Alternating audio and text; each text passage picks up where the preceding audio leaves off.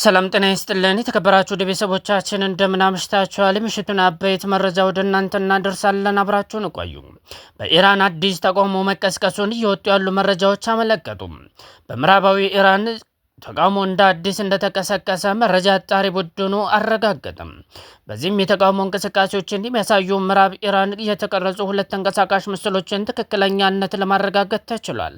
አብድናናን በተባለችው ከተማ ሰኞ የካቲት 9 ቀን 2018 ዓ.ም የተቀረጡትና ምሽት ላይ የተለቀቁት ተንቀሳቃሽ ምስሎች በተወሰነ መጠን ተቃውሞ በድጋሚ መነሳቱን ይጠቁማል።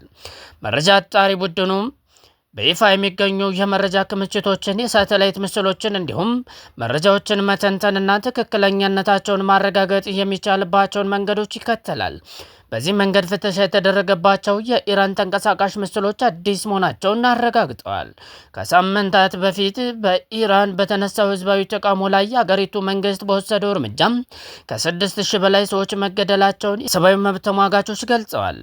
ኢራናውያን የተገደሉባቸውን ወዳጅ ዘመዶች ሀዘን በተወጡ በ40ኛው ቀን ውስጥ አዲስ ተቃውሞ መነሳቱን ከተንቀሳቃሽ ምስሎች ለመረዳት ተችሏል። መረጃ አጣሪው የአሜሪካ አውሮፕላን ተሸካሚ መርከብ በኢራን አቅራቢያ እንደሚገኝ በሳተላይት ምስል ማረጋገጡ ይታወሳል።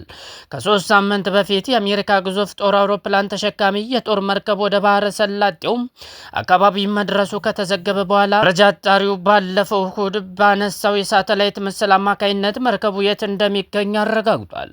መርከቡ እስከ እሁድ ድረስ ከሳተላይት እይታ ውጭ ሆኖ የቆይቶም ነበር። በብዛት የመርከቦችን ቦታ ለመለየት ከሚውለውና ዩሮፒያን ሴንቲኔል-2 ከተባለው ለህዝብ ይፋ ከሆነው ሳተላይት የተገኘ ምስልን በመጠቀም መረጃ አጣሪው ባደረገው ማጣራት አብርሃም ሊንከንን የጦር መርከብ ከኢራን አቅራቢያ ከኦማን የባህር ዳርቻ 240 ኪሎ ሜትሮች ርቀት ላይ እንዳለ አረጋግጧል። አሜሪካ ባለስልጣናት ጄራርድ ፎርድ የተባለው ሁለተኛ ግዙፍ የጦር አውሮፕላን ተሸካሚ መርከብ አብርሃም ሊንከንን በመቀላቀል ከሌሎች ወታደራዊ መሳሪያዎች ጋር ወደ ቀጠናው መሰማራታቸውን አረጋግጧል።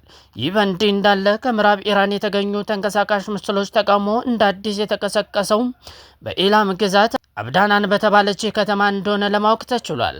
አካባቢው በኢራቅ ድንበር አቅራቢያ የሚገኝ ሲሆን ወደ 100 የሚጠጉ ተቃዋሚዎች መገኘታቸው ታውቋል። ተቃዋሚዎቹ በከተማው ዋነኛ አደባባይ አቅራቢያ ሞት ለሃሜኒ ሲሉ ተደምጠዋል። በምጣኔ ሀብት አለመረጋጋት ምክንያት የተነሳው የኢራን ተቃውሞ የኢራን እስላማዊ ሪፐብሊክ ጠቅላይ መሪ አያቶላህ ኻሜኒም ከስልጣን ይውረዱ በሚለው ከተሸጋገረ በኋላ ቀጠናው ውጥረት ነግሷል።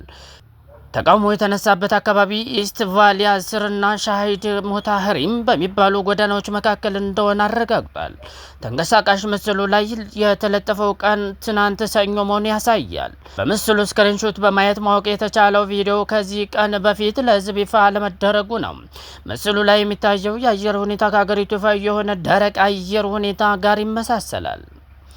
መረጃ አጣሪው ባጣራው ተንቀሳቃሽ ምስል ላይ ተቃዋሚዎች ጸረ መንግስት መፈክር ሲያሰሙ በአጠገባቸው የሚያልፉ ተሽከርካሪዎች ጥሩምባ ሲያደርጉ ታያል። ከኢራን ህዝባዊ ተቃውሞ ጋር በተያያዘ ኢንተርኔት በመቋረጡ ምክንያት ትክክለኛ መረጃዎችን ለማግኘት አስቸጋሪ ሆኖ ቆይቷል። የኢራን አብዮታዊ ዘብ በሀገሪቱ ላይ ሊቃጣ የሚችል ወታደራዊ ጥቃትን ለመከላከል ያለውን ዝግጁነት ለመፈተሽ ቁልፍ በሆነ የሆርሙዝ ሰርጥ ልምምድ ማድረግ መጀመሩን አስታውቋል። ኢራን እና አሜሪካ የመጀመሪያ ዙር ውይይታቸውን አጠናቀው ወደ ሁለተኛው አምርተዋል። ኢራን አሜሪካ የጣለችባትን ማዕቀቦች ለማንሳት ፈቃደኛ ከሆነች ከአቋሟ ፈቀቅ ብላ የኒውክሌር ስምምነት ላይ የመድረስ ሀሳቧን ለማጤን ዝግጁ መሆኗን ቴህራን ውስጥ ከቢቢሲ ጋር ቃለ መጠይቅ ያደረጉት የኢራን ምክትል የውጭ ጉዳይ ሚኒስትር ማጂድ ታክፍር ራቫንጂ ከቀናት በፊት ገልጸዋል። በቀጠናው ያላቸውን ወታደራዊ ኃይል እያጠናከሩ ያሉት ፕሬዚዳንት ዶናልድ ትራምፕ በኩላቸው የኢራንን የኒውክሌር ፕሮግራም ለመግታት የሚያስችል ስምምነት ላይ የማይደርስ ከሆነም ቴህራን ላይ ጥቃት እንደሚፈጽሙ ዝተዋል። የኢራን እስላማዊ ሪፐብሊክ ጠቅላይ መሪ አያቶላህ ኻሜኒ በበኩላቸው የዓለም ኃይሉ ሰራዊት መልሶ እንዳይነሳ ሆኖ ሊመታ እንደሚችል በመግለጽ ለፕሬዚዳንት ትራምፕ ዛቻ ምላሽ ሰጥተዋል። ዘገባውን እያገኘ ነው ከቢቢሲ።